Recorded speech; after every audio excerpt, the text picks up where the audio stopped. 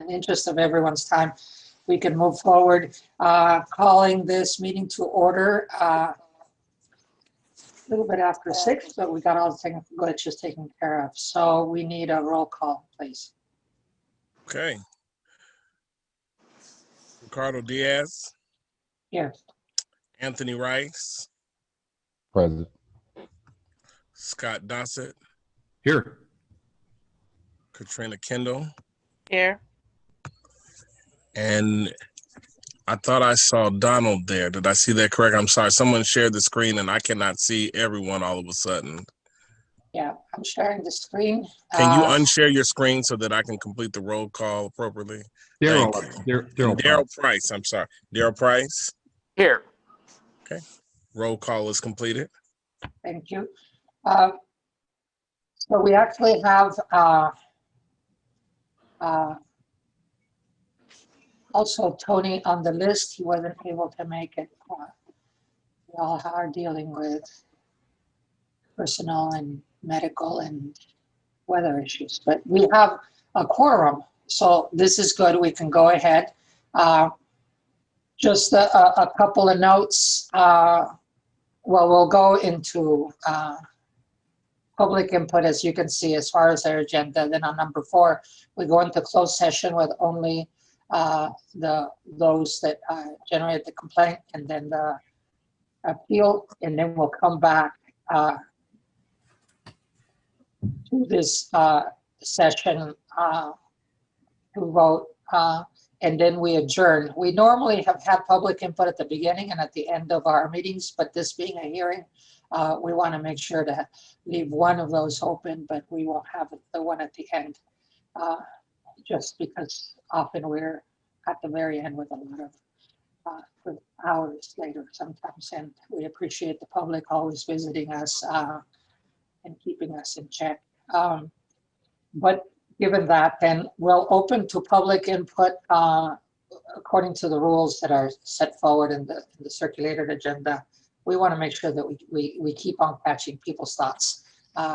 So I'm gonna now then go to, everybody disappeared from my side, so now I can see again. And we then check for anybody who wants to speak by raised hand. And we have Christopher Hansen first, and anybody else, this is the time to raise your hand. So as I call on you so that we can sequence those. Emily, close, and then that's it. We'll go in that order. It's a time, but we just want to make sure we get everybody's thoughts in before we go into closed session. So go ahead, Christopher. It's a good test of the system. Hi, Ricardo. Can you hear me okay? Yes. Hi. Great. Hi, my name is Christopher Hansen. Welcome to the meeting, Mr. Rice. I know you were here last time, but this time we can actually see you. So there's a number of issues that have been raised with the CPRB, and I think there's a real problem in here. And a lot of our boards where the public raises issues and it feels like they never get addressed. And so I'm just going to kind of run through a few that I've raised recently, and maybe you'll address them and maybe you won't. At a recent similar appeals hearing, Mr. Diaz made a statement about wanting to rule negatively against the appellant because of procedural issues that was raised. And I thought that was a very prejudicial statement to make, and it hasn't been addressed, and the hearing officer didn't say anything about it. And another thing that was said by Mr. Dossett was that Mr. Dossett said he would refuse to consider any new evidence that was brought into an appeals hearing. And I thought that was procedurally wrong. And also, I want to remind the board that the way the appeals works, the burden of bringing the documents and records and video and evidence, whatever these things are, that burden actually falls on the police department. It says right there in the ordinance that they have to share all relevant records. And so if the posture of the board is that the complainant can't correct a failure on the police department side to bring evidence forward, I think that's a really hazardous posture, because then the police department could just not provide you with things, And then when we get into an appeals hearing, you just tell the appellant, you can't provide it either. So I don't think that's a good posture, and I don't think it aligns with the ordinance. The next thing is that even when documents are provided to the complainant or the appellant, they're heavily redacted. So the appellant can't see their own complaint investigation. And sometimes they're so redacted that it's useless. I mean, the most important parts are completely blacked out. So I don't know, I mean, it seems to be contrary to the purpose of this board to have more understanding and transparency between, you know, the residents and the police department. And then the other thing that happened recently is the CPRB determined that, you know, even when the police violate state law and refuse to hand records over, that doesn't, it doesn't allow the complainant any consideration as far as filing a complaint. And so the police department can actually just refuse to hand over records to escape the complaint filing deadline. And your board has ruled that that's acceptable. And I think we should have some kind of due process in this system. It doesn't seem like we have it. So I guess those are some of the issues that I've raised in the past, and they've mostly not really been addressed. So, I mean, it's going to be problematic at every appeals session if we don't talk about these things. So I'll leave it there. Thanks. Thank you, Mr. Hanson. Ms. Bose. Hi, good evening. I want to make a comment just about the process of trying to watch these meetings, whether it's a council meeting or a board meeting or hearing.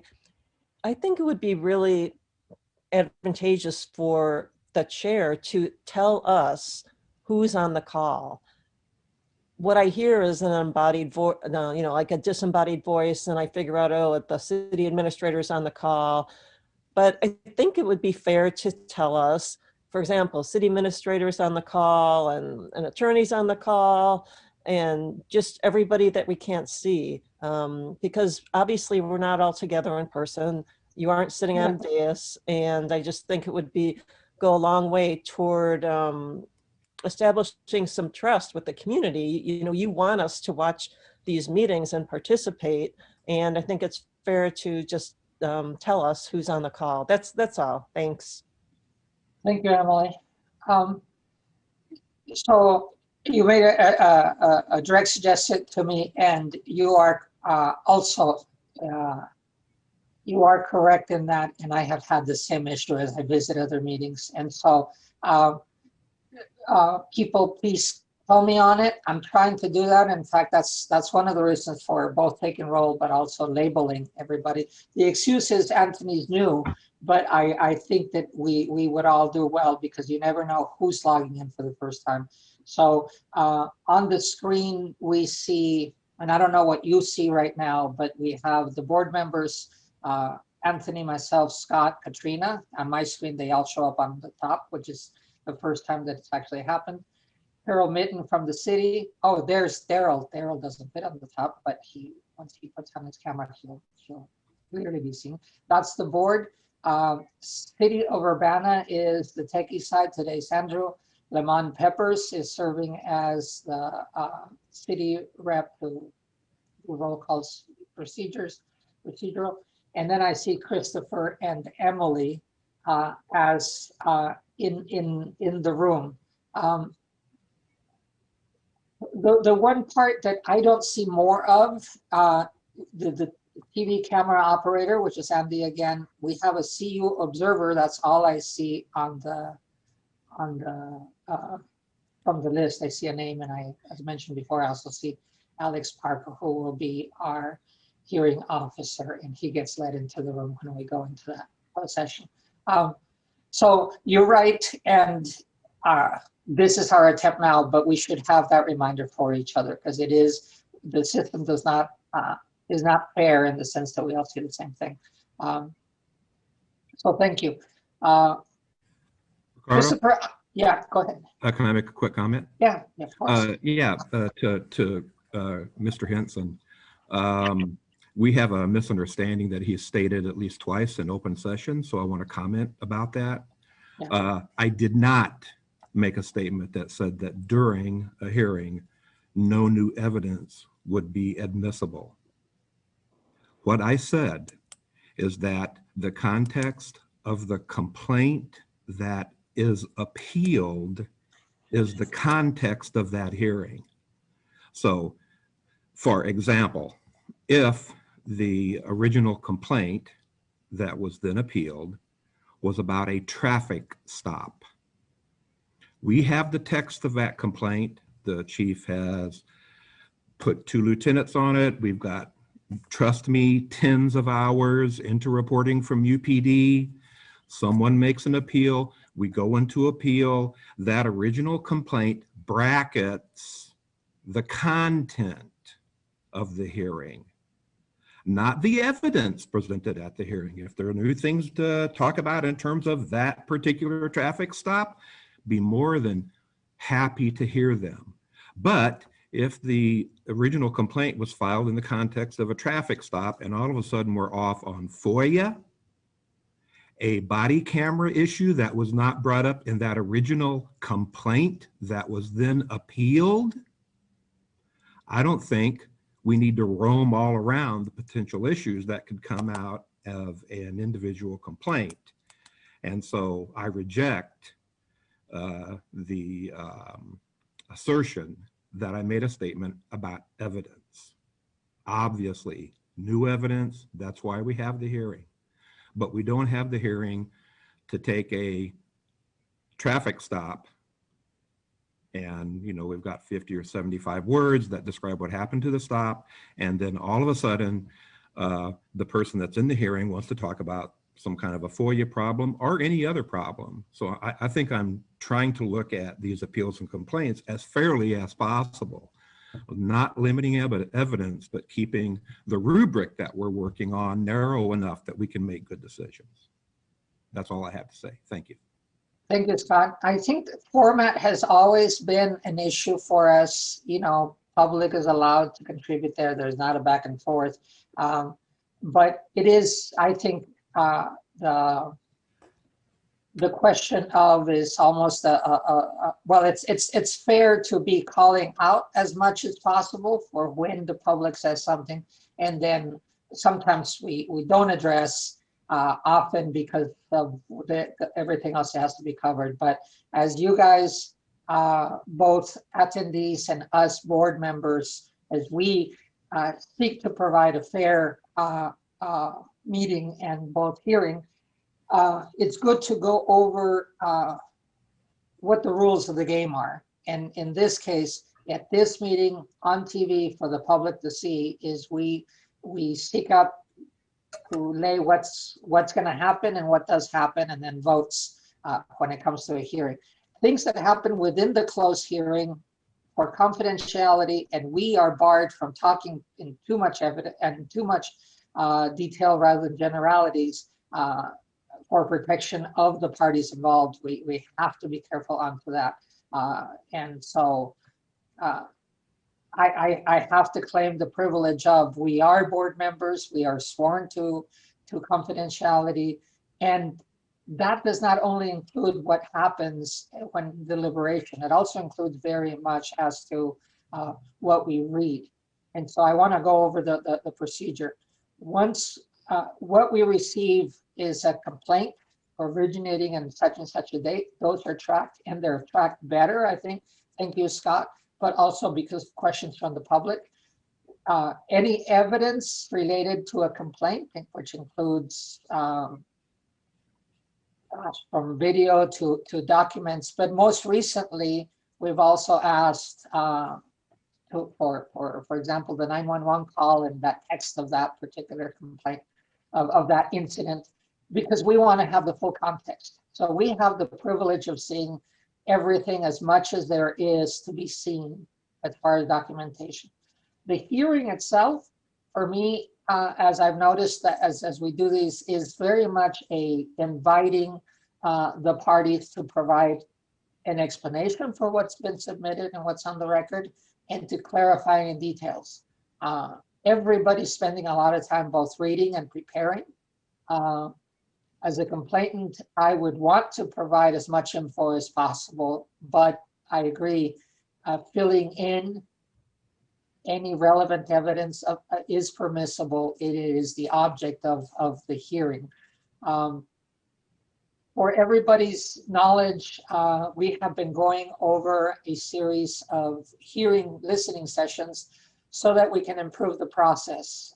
Most recently as to how to change the ordinance, and we have quite a number of suggestions. One of them for me that stands out related to this is that while the police is obligated to put everything on record in our portal so we can see it, especially during a hearing and for complaints, once a complaint has been started, I think that it would be good for the whole process that all pieces related to an incident get put there instead of just the ones that we've traditionally done. Like I said, we are requesting the 911 request, information of what did the officer hear and what were they acting on? Because we have learned through doing these that often the officer gets only a line or two. And when they show up, they don't really know what they're all walking into. And therefore, they have to take measures based on very little info. But the other thing that I've learned recently over the last couple of months is how many, I forget what the official term is, but a lot of the police work is derived on tickets from 911 and then self-initiated, the cop standing at a corner and watching somebody go through a stoplight. At that point, then the officer initiates an interaction with citizens, which is very different than when they get called in. And that I'm not sure we've captured well enough. And I think it would help us oversee the process. So anyway, thank you, Mr. Hansen, for asking those questions. As to myself and prejudice for me, I have learned to trust this board. And if I am at any time not fair, I would wish the other board members to call me on it. But I hold no ill will towards anybody. As I've stated earlier, I believe in respectful conversation, and I will keep on referring to city staff as appropriately, and the same as with residents. It's just every case and every situation brings in more information, and I do want us to keep that. So we're trying to be like that when it comes to trying to be fair. I do have actually a question or to one of the other things that you said or that you brought up. We trust the UPD to put every piece of evidence within, but as I was thinking about it this week of reading the information of the cases that we're going to go through today, what happens, how would I know if the UPD does not document or does not turn in a piece? And I asked myself, even though at a particular time before, we noticed the gap and we said, why isn't that here? And so there was an explanation for it, but I thought to myself, that's where the board can see and ask, are all parties that were in the room, is there a record of what they saw? That is there a police report? Because they're all individually required to write their account for their time. And if they went to an incident that they had, they turn in both body cam and write up a police report. But I think it is true that our posture ought to be as thorough as possible as board members and get all the evidence that we can identify ought to be there, such that there is no question that the record is as complete as possible, so that the parties, when we do this here, do it. So escaping, therefore the word was used to providing documents, is always a possibility. Trust only goes so far when it comes to any case, but I can assure the public, if you've entrusted us to be the board members, then we are going to do our best to try to find out where everything is so that we can give a fair shake to the complaint and then subsequent appeal. So thank you, everybody, for coming with us this far. There is no, we would next go into number 4, which is the motion to go into a closed session. And then we will hear, as outlined in the agenda, the cases that are there. And at that point, Katrina, yes. I don't mean to interrupt, I'm sorry, but you've had a hand up the entire time for public input, it looks like. That I didn't call on, I'm sorry. Thank you Yeah. very much. Yeah, that little screen is to the far left. Emily Close and Christopher Hansen were both called on as far as hands being raised. So I called on them both. We don't normally do a back and forth. That's why we have the opening at the end. So as far as I see, thank you. It's just it wasn't on my screen. I see no more hands raised because they were called on. I've done that before, or when people put smileys and it gets. So I see no more hands for public comment. Make a motion to go into closed session to conduct the appeals hearings for AP 20-04, 06, 08, 10, and 17. Thank you. We need a second for that. I second. Thank you, Katrina. All those in favor, Mr. Peppers, please do another roll call. Mr. Rice, Aye. Mr. Price, Yes. Ms. Kendall, Yes. Mr. Dossett, Yes. Mr. Diaz. Yes.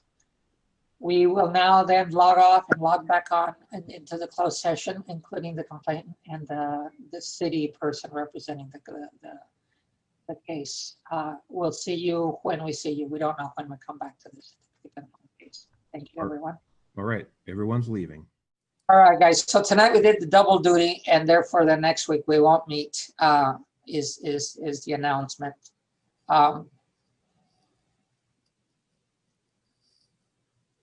While Katrina works to bring Tony back, one of the things that we also left pending, we're not in decision-making mode because we haven't yet convened, but just for information's sake, the process of going through hearings is as thorough as it needs to be. I can't see where we can cut more corners.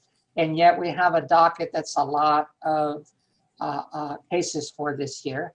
And so we will soon be publishing a list of which hearings and in what order will be handled, so that when we set dates to them, everybody knows and can prepare to where which order of the hearings we'll be doing.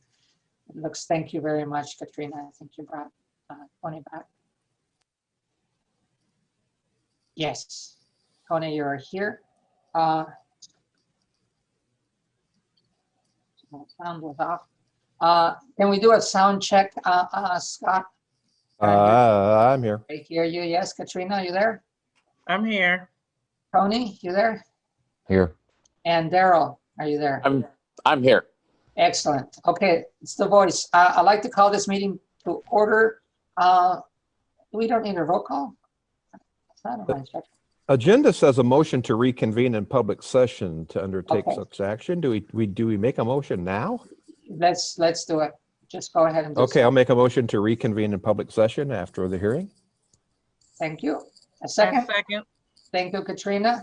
And Lamont, just do it as fast as we need to so we can get to it.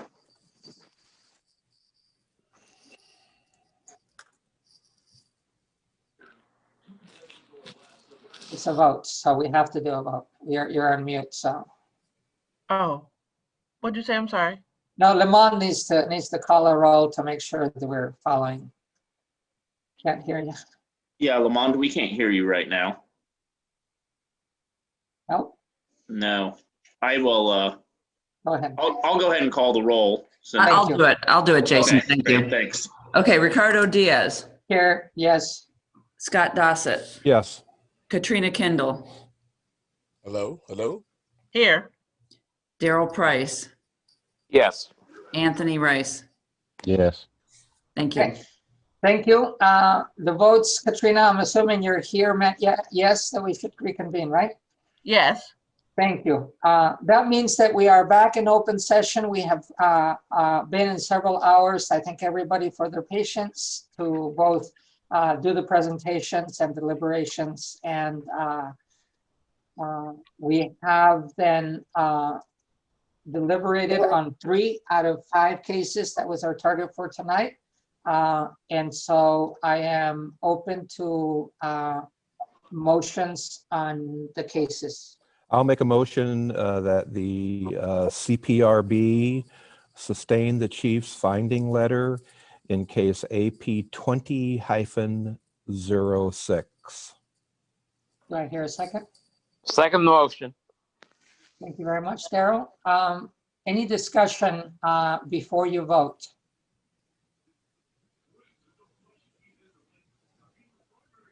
Okay, I want to, I just made myself a goal to put in a couple of comments on each one of them since there is no process for more feedback. Some of the things I learned in doing case 06. Number one, the question, everybody should call the police whenever they're watching suspicious activity. It's better to be wrong than to have a situation that gets out of hand, because in whatever situation, the police is it requires time to get to where you're at. So please always call. The next one, this one had observers in there. Observers are perfectly legal. The only requirement is that you do not obstruct the police's work. The police do have permission to approach you and ask you to take a step back or to even ask what you're doing, but you have permission to be there and to record. And body cameras are normally turned on for police business, but not all, they're not required to be on.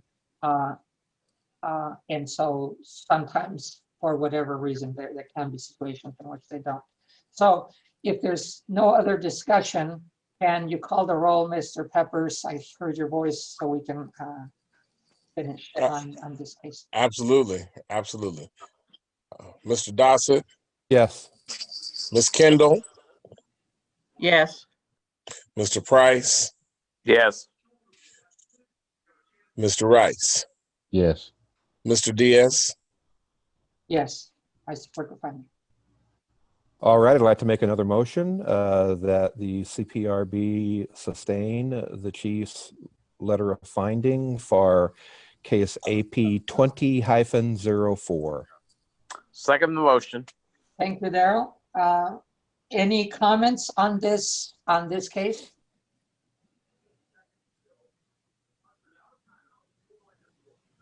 No comments. My own comment just has to do with cases as this one. The procedure is, dear residents, fellow residents, we provide a complaint, and you can appeal the findings when it gets there.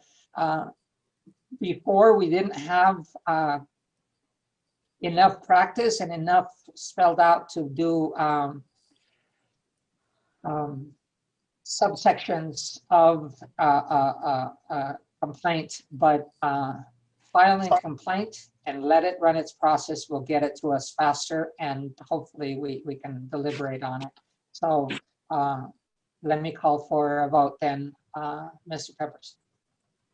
Mr. Dossett, Yes. Mr. Rice, Yes. Mr. Price, Yes. Ms. Kendall, Yes. Mr. Diaz. Yes. Moving on to number 17, I'll entertain a motion. I move that we sustain the chief's finding as to AP 2017. Second motion. Thank you. Any comments before our vote?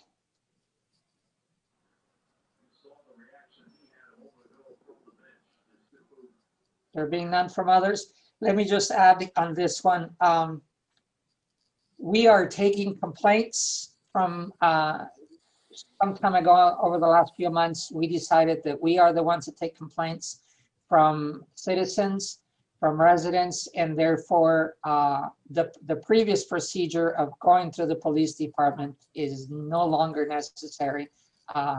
We as the board will take care to receive complaints under formatted that is still, that has been changed recently, but in the end, it is very much our charge to do so and to sign and process them. It's an improvement of the present process. We'll probably perfect it as we make recommendations to City Council. But this case had to do with then taking complaints under a previous situation. If there are no more comments, let us take a vote on 17, please. Ms. Peppers. On supporting the chief's findings. Mr. Price, Yes. Mr. Dossett, No. Ms. Kendall, No. Mr. Rice, No. Mr. Diaz. No. For everybody's information, therefore, that the first two findings were supported, the third one were not.